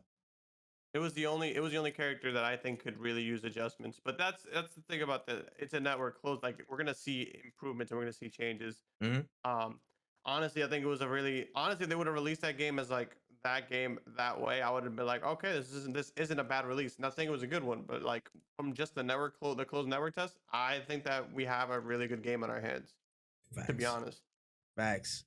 Hey, listen, there's a new hero shooter on the scene, baby. You know what I'm saying? I don't think I really need to, you know what I'm saying, watch over anything except the Gundam game. That's just me though. That's just Honestly. me. But yeah, it really was a dope experience, and I just hope it does good in the West. I really hope it does Yeah. good commercially on on the West and everything like that, because I know it's gonna go like hotcakes in Japan and the Eastern areas and stuff like that. But I hope people really take to it, and again, hope it fills a gap and gets like Overwatch players and other people who play hero shooters on board, because it's a really solid experience, man. I think it can only get better with new maps, new characters, and again, just more tweaks. Yeah, for sure. 100%, man. Shout outs to Gundam Evolution, man. We miss you out here. We miss you. Please. I, no, for sure. I think about playing that game all the time. Mm. I genuinely do. I do have to go to the bathroom though. Yeah, no, My please. bad. Yeah, you're good, bro. We came with the right break. We came at the right time to take a little intermission. This intermission has been brought to you by Hyperbolic Trip Chamber. How you guys doing? I'm about to say. Also, it's also by Growth. We've also brought to you, you know what I'm saying, this short broadcast by Growth, man. Go follow the Growth page. Let me go spam this joint while we here, bro. Let me get this down. Excuse me. You know what I'm saying? If you are, you know what I'm saying, listening to the podcast, twitter.com/all for growth. That's capital A, lowercase LL, capital F, lowercase OR, capital G, lowercase OROWTH. Listen, if you heard that, don't worry about it. I might edit it out, but don't worry about it. Listen, it's none of your business. Go follow Growth. All right. Go follow Growth. We're doing big things out here, man. Shout outs to all of our members as well. Again, myself, WenEazy, Ace the Don, Grizz, that guy Negus, you know what I'm saying? The Negus Corner, aka Cray, Mac, you know what I'm saying? And K Dot the God. Go shout, you know what I'm saying? Go show all them some love, man. We got some real dope stuff cooking. Like, you guys do not want to miss it. We got some real big things planned for, I'm about to say, coming at the end of this month, next month, and especially the summer. So y'all don't want to miss it. I had to turn into a I had to turn into a sponsor for a second, bro. I had to air some commercials, bro. It's good. We're good. My bad. Nah, you're good. All right. I can take a breath now. All right, there we go. All right, on to the next set of topics that are lying within the trailer trove this week. If y'all don't know, about to say, this is a segment where we talk about a lot of things, movies, comics, and other alternative forms of media aside from video games. So let's get into it. First story of two today is that we got an update this week on the movie progress of the Sony smash hit Ghost of Tsushima. The film has now got a lead writer for the adaptation, with Takashi Dosher taking up the mantle, joining John Wick contributor Chad Stahelski in creating the upcoming entry into the PlayStation brand on the movie front. So we got some actual traction with Ghost of Tsushima. How you feel about this as a production, the new appointments? What's going on? Like, I don't see anything wrong with it, really. I hope that, because the thing is, how do I say it? I hope that it gets put in the right hands. And adding Takashi, I don't think is a bad idea. I think is like a step in the right direction, because you're taking this game about samurais, where certain things will be allowed in the sake of like making a good game or whatever. Um, and now putting it as a TV show. So like it means like cultural significance, like it means more to respect the culture that you're pulling from in a movie or in a film setting kind of Mm-hmm. thing. And I hope that they hire the right people, because like certain things might be passed off in a video game as not seen, like, oh, they were doing this to make it to make the game more accessible or whatever, right? Yada yada yada or whatever. Because I know that there were certain things about Ghost of Tsushima. Now I haven't read up on it. Um, I saw that there was an article speaking about like its what it pulled from the culture and what it didn't. Mm-hmm. So I feel like the right people involved, like this is a very precious IP, I guess is what I'm getting at. Like it's Facts. very it can be really good, or it can be so bad in a really bad way, kind of Mm-hmm. thing. So I hope that, but this is again Sony. This is a Japanese company. I feel like they're gonna hire the right people to make this a good movie. Like it would make sense. Yeah. Personally, I don't know if I wanted a Ghost of Tsushima movie right away, just because So I feel like soon. there's so many other franchises. Like we don't even have a second Ghost of Tsushima game, but we're getting a movie Facts. where it's like there's a lot of other franchises that I would like to see on the big screen before then. Before facts. Seems like like what's like yo, because I'm tired of this bullshit of rushing out so many PlayStation IPs to the theaters, man. Like, to me, it's just like, yo, we've got an Uncharted, we've already slated Twisted Metal, we've already slated, God of War, we've already slated like a bunch of franchises. Like, they're getting really aggressive with this. And I'm just like, yo, slow down. Slow down. You don't need to push out all these joints to make some PlayStation Cinematic Universe already, bro. Trust me, there's enough of that. Just take your time with making the pictures that seem really, really good for people. And I just feel like it's really early out the gates for Ghost of Tsushima because again, the game came out 2 years ago. The game only came out 2 years ago, so it was like really, really sudden, honestly. But I will say it is one of the best narratives over the past few years in terms of story. A really, really cool story. A lot of really, really great fleshed out characters that just were again came across the screen really well in the games, and it makes sense. What I'm saying, in terms of a story that you can translate to a big screen, because that seems like a really, really cool, again, action packed story. Again, the guy last of his clan, what I'm saying, trying to make some good on the world, trying to defend his homeland, and then he just comes at a clash and has an internal struggle between his morals and the system that he grew up in and whatnot. Has the makings of a really, really dope movie. But in terms of the pecking order for other franchises, maybe it could have been pushed a little bit back.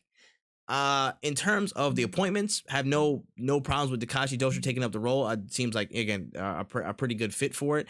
Chad Stileski, again, that was probably again the older news, but I really like that because action sequences and John Wick just go together. So I'm like, y'all can that's beautiful. And we know the action sequences in Ghost of Tsushima are really, really key just to how he operates. Again, just like scale, being again like parkour and scaling walls, and all these action sequences like 1v5 fights with the with swords and whatnot, doing all this crazy stuff. And that's even before him becoming like the ghost and using different tactics to get around the map and whatnot, or get around the island. There's so much action that could be involved in that movie, and I feel like again Stileski, with his work on the John Wick series, is one of those people that can bring that out in full force. So I think that's a really, really good appointment. My only thing is, we might as well go the whole way again. Just make the guy who voice acted and actually mocapped Jin Sakai, just make him the main character. I personally would just give him the same joint and just put him with maybe a slightly different cast, or maybe give him a different bit of a tonal, maybe just a slight tonal shift, not entirely, just to fit more the big screen and the adaptation. But I don't think you have to go that far to make a hoop. You don't have to again hire like the one dude from Mortal Kombat, 87 million times. You know what I'm saying? You don't got to hire, old boy to go make it happen. You have something right in front of you. Now the supporting cast could be completely different and do what you think, do what you need to do, but you don't need to cast like Tom Cruise some shit in this, bro. He's not the Last Samurai. You don't need to do it. It's right there. You don't have to look that far to make a really good adaptation. And I feel like the guy who mocapped and voice acted Jin Sakai will be a really good pick for the lead, because he is the lead. He's the damn character. I'm sorry, y'all. Like, I hate to break it to you, it's surprising news, but he is that character. So I don't want Hollywood to think too hard on this. Please, let's not think too hard, because it can be a really, really good film that comes across if you just plug the right parts where they need to go. You don't need to overthink. Yeah. And I agree. Like that, like I completely agree, because it really depends on who you get involved that will either make this a really good movie, or it's going to come out as like, for example, me, I kind of see it as like you guys just trying to tap into like the movie market, which I mean, it's Sony, they've already into the movie market, but like you guys are trying to like they're trying to put PlayStation, they're trying to aggressively force that PlayStation module into that movie space. Yeah, and when you involve the wrong people, you get movies that are like movies made by Sony, like Morbius, or it's like you didn't have the right people on that. You know what I'm saying? Like I just don't want you guys. Mistakes are being made by you guys, and I don't want you guys to make the same. I want you guys to learn from yourselves. Like that's Please, at the end of the day, learn please, from the mistakes that you've made. please learn from your mistakes or be doomed to repeat the same event of Tyrese fake quoting a fake quote about Martin Scorsese praising your movie when in fact it was a fake. And I said fake 3 times to emphasize that it was a fake, and he still quoted it like it was real. The Oh hell's wrong man. with y'all? Oh my gosh, bro. That's still the funniest joint I've ever seen, bro. Love Tyrese. Love Tyrese. Oh shoot, bro. All right, man. Let's get to the last story of the trailer trove. So after we got the big news from Monday that Discovery had purchased and merged with AT&T's Warner Media Company for about $43 billion.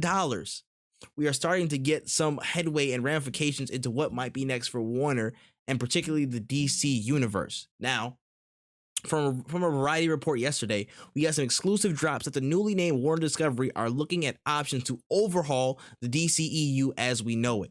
Now, insider reports suggest that Warner Discovery view DC as lacking in coherent creative and brand strategy, go figure, despite recent successes like The Batman.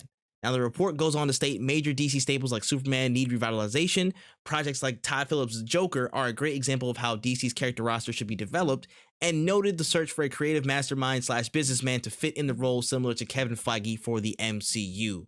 So, I mean, Warner Media is now Warner Discovery, and we were potentially looking at a lot of different up changes, you know, and overhauls for the DCEU. What are we feeling about it, man? I feel like it's just kind of wild that like they didn't have like a figurehead to manage like the projects, kind of like Kevin Feige. And I don't even like using him as like the best. Like I'm not saying Yeah. he's not good at what he does, but like I don't think it's necessary. But when you guys are trying to recreate what they're doing over at Marvel, it's just kind of wild to me that you didn't have one person sitting there like, yes, Facts. I will quality control all of it. Because when there's too many cooks in the kitchen, you get you get movies that are in the same universe but are very different and they don't even really fit together well. Um, that's why like Wonder Woman, Aquaman, Batman versus Superman, all three of those movies felt like they were made by completely different. Like they didn't even seem Mhm. they were in the same universe outside of as if like, oh wait, Wonder Woman's in Batman versus Superman, so she's in the same universe. That's why we know Yeah. this. These Facts. movies they weren't good. Um, they weren't good like solo movies. And then when you're telling me that they all have like this is the best, like we did these three so that we could do this, and then you release Mm. Justice League, you're like, man, I feel like you shouldn't have done any of this. Yeah. Like Facts. it just I don't know. You need somebody up top. And I'm sure that the executive producers, I'm sure that a lot of people had their hands in the cookie jar, like, no, we need to do this, no, we need to do this, no, we need to do this. And I think having one sole person, like, we trust this person, you go crazy and give them like 3 movies. If in 3 movies shit isn't looking coherent, or at least give like let them outline this shit, give them like have a big ass plan, because Marvel will come out and they'll do like phase 6 and they'll tell you about every movie that's coming out from here till 2060 because they have a plan. They kind of know where they're going to go with things. So I just am surprised that they didn't have one person keeping track of everything, or like, you know what I'm saying, of like the quality control. um I'm happy that they're taking more into consideration. I don't know if I don't really like the idea of Joker being like the example. Um, Mm. I haven't seen the Joker actually, but I'm assuming they're talking about the Joaquin Phoenix Joker, right? Yes. Yes, they are. I feel like that was a very standalone film, and if I'm wrong, let me know. I haven't seen No, it, but you're correct. You are correct. it's like Very very correct in that sense. standalone. The Batman I feel like is less standalone because you could add shit into it, but also like Mm. I don't think that should be Leave it the like fuck alone. yes, like I don't think it's. I think it should be in its own universe because of Mm. how well it developed the Gotham and the entire atmosphere. Adding anybody else to like connect to that shit would kind of ruin the whole world that it's in. Um, I think that it should be no, because I don't even think like I don't think they've had a good movie that I would sit here and be like, this is the example of how all of your movies should be. Maybe Aquaman, but I even still feel like Aquaman was too close to the Marvel movies to really for me to be like, yeah, we need to have more of these, because then it's just gonna be like DC with a Marvel spice to it. Yeah. Um, I I'm in the mindset of this. Okay. Now there needs to be a balance struck with Warner and with DCEU. y'all are actually bumming it, bro. Like y'all been bumming it for a long time. Let's not dismiss the fact. Much to my dismay and disappointment, you guys have been bumming it. As much as I want to see you guys succeed, you've been bumming it. And without that quarterback role, without that somebody like in air traffic control, making sure everybody's going this way and that way, you cannot make a connected universe work. You cannot do that. You have to appoint somebody at the top of the key who's going to make sure everything fits, not in a rush, but every piece is curated with enough to, again, link this to this and put this there for a satisfying natural progression into team ups, into, you know, actual the whole organizational films like the Justice League, you know what I'm saying, all that stuff like that. You never had that. You try to rush it with what's his name, Joss Whedon, and you know you made that. You made the first cut of what's it called, Justice League, and then Zack Snyder didn't really get everything that he wanted to get off, and it didn't really translate as well in certain aspects.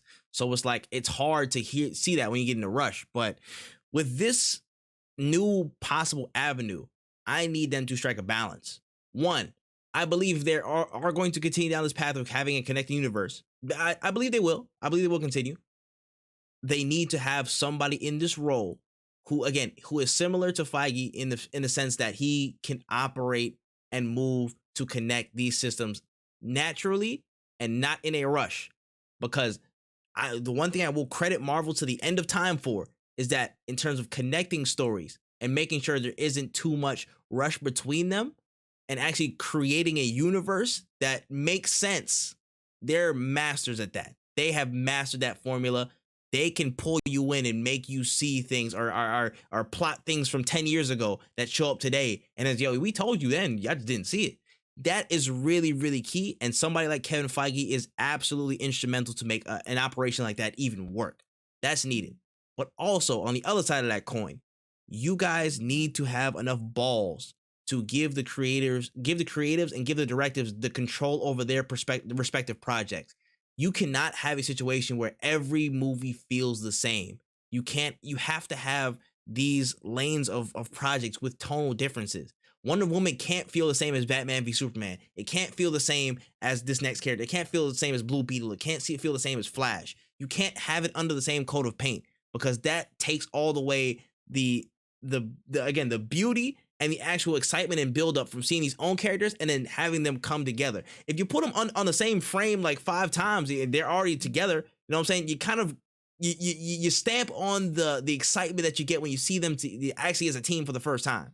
Again, the problem with the Justice League thing is I already jumped in. Oh, Batman's already connected with Diana, so the Justice League's already coming. You know what I'm saying? Like there was no natural. It didn't feel as naturally. Oh shit, Wonder Woman was already this established badass doing her thing. She only got one movie before we saw her in the Batman v Superman. So I'm like, okay, we didn't even get enough time to really like cook on that.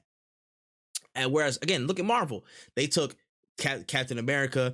It took like how many Iron Mans? It took, you know what I'm saying, like two Iron Mans and all this stuff to build and build and build and build. And then we got everybody together.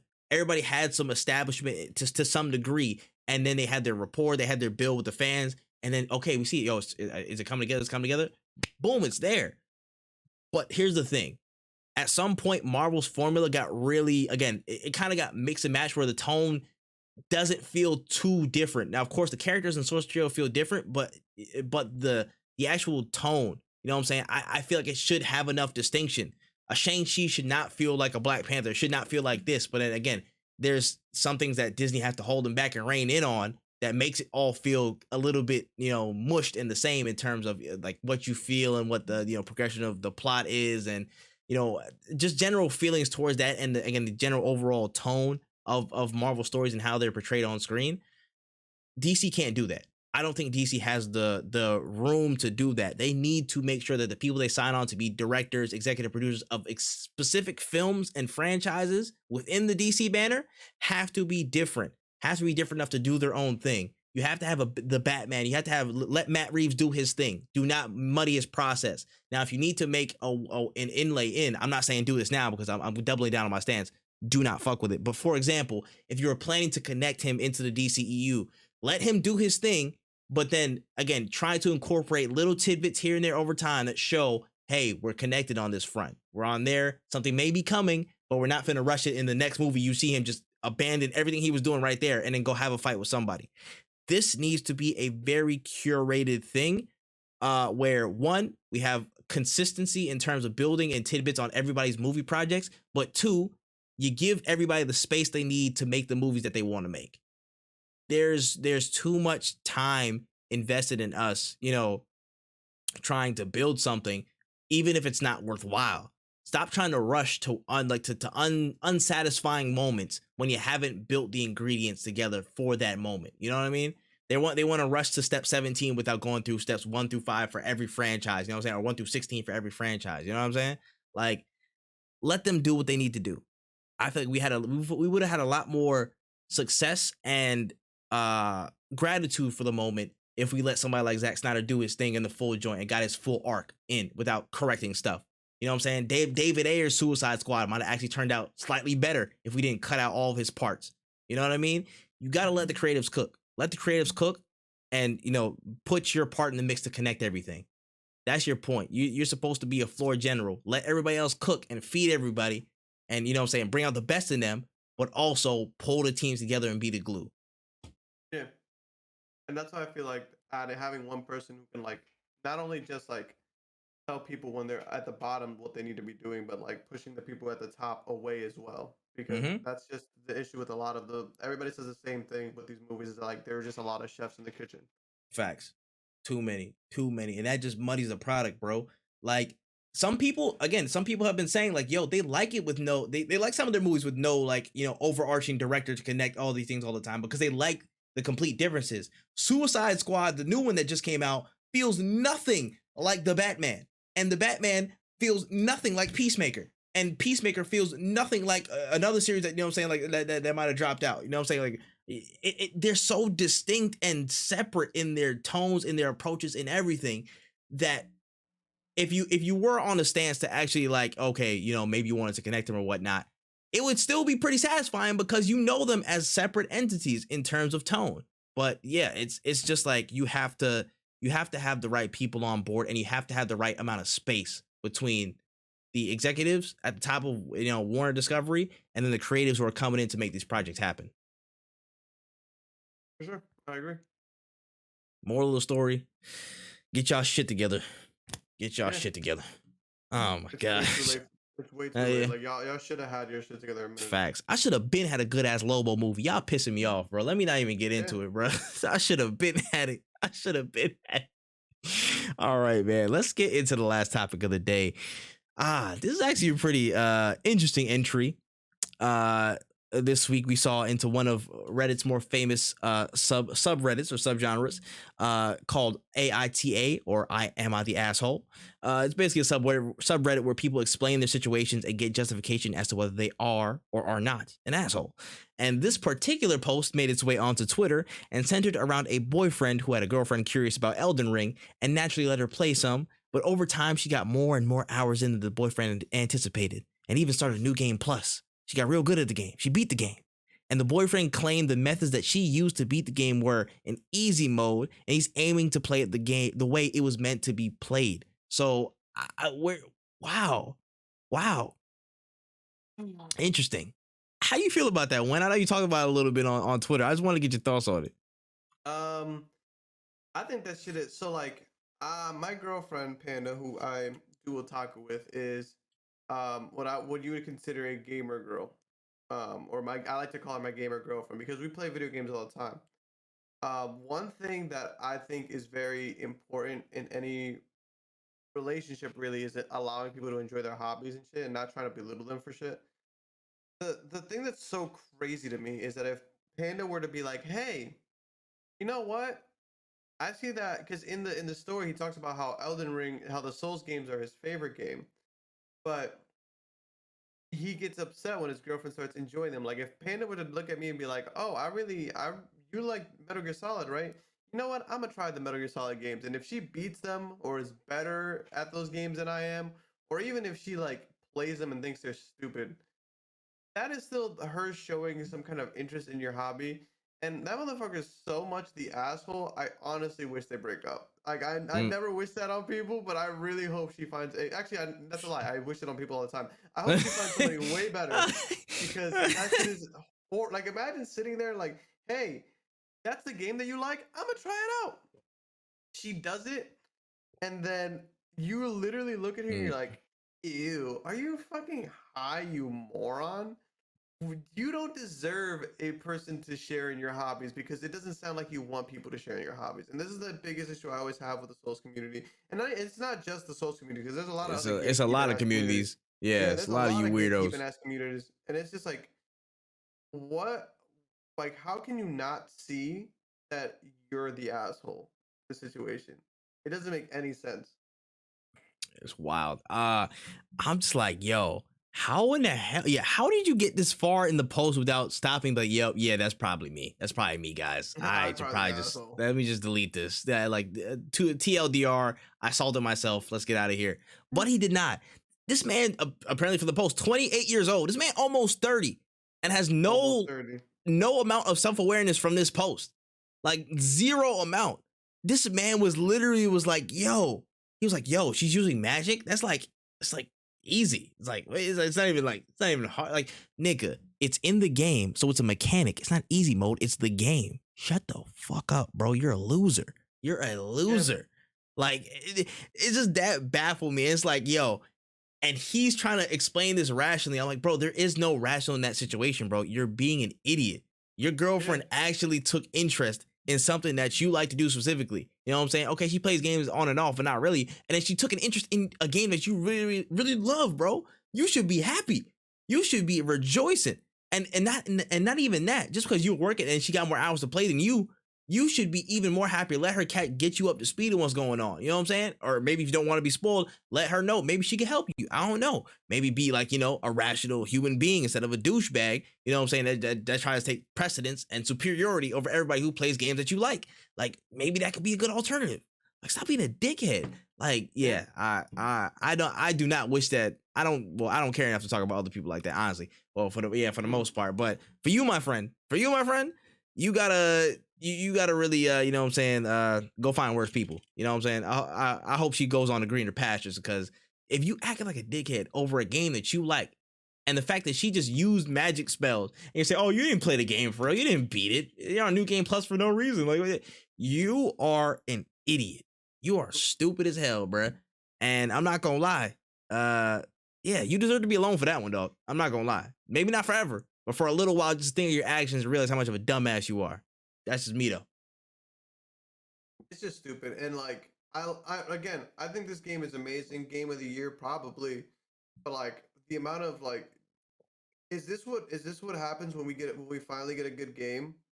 Like, do we act this fucking weird about shit? The answer to that, it's a rhetorical question. No, normal people don't act this fucking weird about these games. But it's like, I just like, I see shit like this all the time and think to myself like, we don't deserve this game. If this is how you guys are gonna act, like, Facts. like why? Facts. When this game came out, it should have been a lot of like, if a good Metal Gear Solid game came out, or like a good Kingdom Hearts game came out, like one that is like great for newcomers, a lot of people would be like, you should definitely try it out. You should definitely play. Or if like a new Battlefield came out, that like I'll be like, yo, you should definitely get on it. You should all, you know what I'm saying? Like, I would include people into the franchise. You'd want to expand it, you know? You want more people to experience what you're experiencing.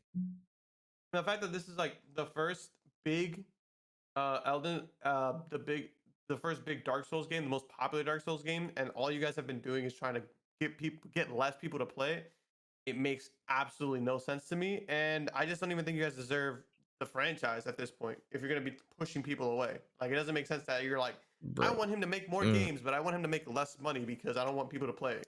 Yeah. It makes no sense. This is just another prime example of gamers are not good people, bro. A lot of you are not good people. And I just need y'all to really take that to heart. A lot of you are not good. Just because you play games does not make you a good person. Like, it ought to be like, please, let's get that, like, run that right back through your head one more time.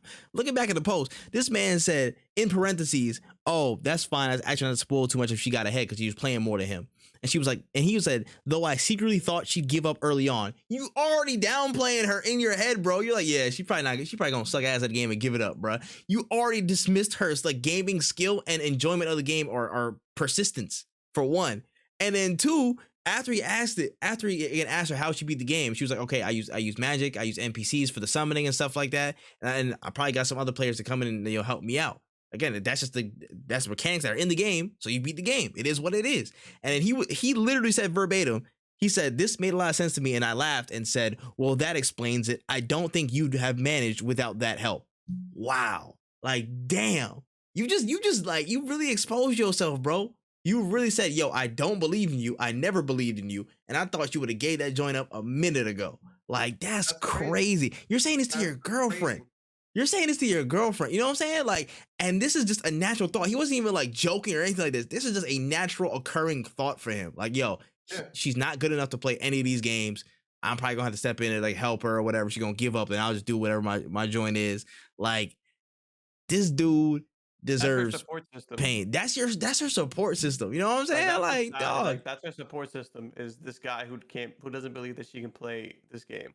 Like, when Panda tells me, like, because she doesn't have any interest in the Elden Ring games, but like fighting games in general, I just tell her the same shit. Like, all you gotta do is just practice. Like, I never brought up Guilty Gear because it's a pretty complicated game once you get to the higher levels. But like, I never sat there and said, oh, I don't think you can do it, or like, I don't think you're gonna be good at Apex or whatever. Facts. Because at some point you have to understand who you're dealing with. You're not dealing with like somebody you don't care about. This is like your partner. When the PlayStation turns off, or when Elden Ring stops getting updates, when you've beat it 1,000,000 times, this is the person who you're gonna spend or hopefully it will still be in your life in some capacity. Facts. And the fact that you're looking over to them and being like, yeah, you're not good enough for this, is insane. Like, it is astronomically insane that you can't. If you think that she can't beat Elden Rings, I can't even begin to imagine what else you think she cannot do. Now, and I also forgot. Let's just look at how he started off the entire post. Let's just say this. He said, some context. My partner, 26 female, isn't really into proper video games. She mainly plays games on Switch, like Animal Crossing or Breath of the Wild. That first sentence right there, we gotta stop. It's insane. So Animal Crossing and Breath of the Wild are not proper games, and the Switch is not a proper game platform. That's crazy to me. That you already started off with a red flag, bro. Just cause you play some Torture Olympics ass game like Elden Ring, that makes you a proper gamer? You a bum ass nigga. You are a loser, bro. You're a loser. You are honestly, without a shadow of a doubt, military grade loser. You suck, bro. I'm sorry, dog. How you gonna discredit somebody for playing Animal Crossing and Breath of the Wild? Breath of the Wild is literally regarded as one of the greatest games of all time by so many different people. One of the greatest games of this generation, like, most likely. You know what I'm saying? Like, Elden Ring is described as Soul's Breath of the Wild. Like, literally the same parallel, bro. How can you say that and in the next sentence, I'm a huge fan of Souls-like games and have been waiting for Elden Ring for absolutely ages? How can you say that in your head? The lack of awareness is baffling. And I must end my case by saying again, gamers are not good people. They do not automatically equate. Please stop this madness. Just know, a lot of y'all some losers, bro. Oh my gosh, bro. That's crazy. That's what the absolute lack of awareness makes me laugh sometimes, bro. That's insanity. That is insanity. A lot of people do not deserve gamer partners because y'all don't know how to. You think gamer partners are just like gamers and your partner, like it's a completely different like avenue. The shit that you say to your teammates or your randoms, you cannot say to your partner. And by extension, I don't even think you should be saying that to your teammates, bro. People you rock with. You know what I'm saying? Oh yeah, you can't play that, bro. You know what I'm saying? Like, what type of stupid shit is that? You gonna tell somebody you know and probably regard as a friend, hey yo, yeah, you can't. You probably gonna fail at that, bro. Like, what type of support system is that? Yeah, you've completely proved. You could have just posted the first sentence alone, and then you would have been. I would have marked off the whole situation automatically, bro. Bummies, bro. I gotta, one more time for the people at home, in case you forgot. Just because you're a gamer does not make you a good person. That's all I got, man. That's all the topics for the day, bro. Oh my goodness, man. When any more closing thoughts, any stories you might have missed? What are we potentially lacking? Nothing crazy really. Like the only other things were like very small stories, like Capcom releasing like a fighting game collection of like their old titles, Oh. which is cool, but like it's very niche games that like Mm, pe- people are like, oh cool, the vampire games that we love from the back of the from way back in the day, but it wasn't like mm, it wasn't not Kingdom Hearts, it wasn't Marvel vs. Capcom or anything like that. It was just like, yeah. oh cool, like old fighting game. Mm, Nothing crazy really, because again, we're not really gonna see much until like maybe next month, maybe like the honestly, I feel like the biggest announcement outside of Kingdom Hearts was No Man's Skies. We might see more games getting facts. updated and stuff like that, but I don't know. It's gonna be they're ramping up for the big announcements. Facts. It's kind of turning up, man. It's kind of turning up for real, for real. But yeah, I have no major thoughts or any stories that were lacking from this week. I don't think, you know what I'm saying, any major ones that we've seen. It might have been a Yeah. couple ones, like some dude what's it called? Some dude like bought an NFT for like 2.9 million and got like 3,600 back, and I was laughing my ass off at that shit. That was funny. But aside from that, man, that's all I got, man. Any closing notes before we get up out of here? Um, Stay hydrated, stay safe, and play some video games. Play No Man's Skies. Feel that. Feel that. My closing thoughts are, make sure you guys keep up with us on all social platforms. You know what I'm saying? For YouTube, Wotaku channel, WOTAKU channel on YouTube, WenEazy on all other social platforms, ThatManTripp on all social platforms, No Cooldown Pod on Twitter. You can look up No Cooldown on all audio platforms, Spotify, I'm about to say not SoundCloud. I'm about to say we're not trying to drop a mixtape yet. Spotify, Apple, Stitcher, Anchor, you know what I'm saying, and Google Podcasts. Make sure y'all drop in there, you know what I'm saying, drop us our rate if it's available on that platform, give us 5 stars, you know what I'm saying, we're trying to get up all, you know what I'm saying, get up in them stack rankings and all stuff like that. Yeah. And again, one more time, in case you didn't hear it, just because you're a gamer does not make you a good person. So try and focus on being a good person this weekend. We love you. We'll see you next week for episode 19, and No Cooldown is out of there.